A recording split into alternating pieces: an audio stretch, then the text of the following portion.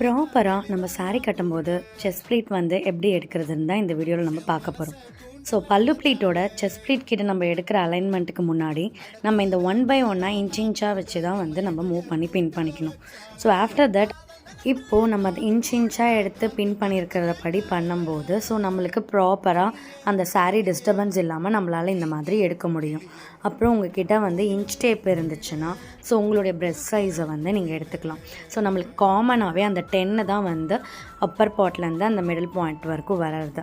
So after that உங்களுடைய pressed size என்னவோ so அதுக்கான மெஷர்மெண்ட்டை 10 சென்டிமீட்டர் கிட்ட வச்சு அதை வந்து நம்ம செக் பண்ணிட்டோன்னா ஸோ அதுலேருந்து அலைன் பண்ணி நீங்கள் மூவ் பண்ணி அதை நம்ம அயன் பண்ணுறப்ப ஸோ உங்களுக்கு செஸ்ட் ப்ளீட் வந்து மூவ் ஆகாமல் ப்ராப்பராக வந்து உங்களுக்கு கிடைக்குங்க.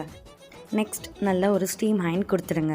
ஸோ இது போலவே நீங்கள் 1 by 1 அலைன் பண்ணி பண்ணும்போது உங்களுடைய செஸ்ட் ப்ளீட் வந்து சூப்பராக கிடைக்கும். ஸோ இந்த வீடியோ உங்களுக்கு யூஸ்ஃபுல்லாக இருந்துச்சுன்னா நம்மளுடைய பேஜை லைக் பண்ணுங்கள், ஷேர் பண்ணுங்கள், ஃபாலோ பண்ணிக்கோங்க. இன்னொரு டிப்ஸோட நெக்ஸ்ட் வீடியோவில் வந்து உங்களை பார்க்குறேன். பாய்.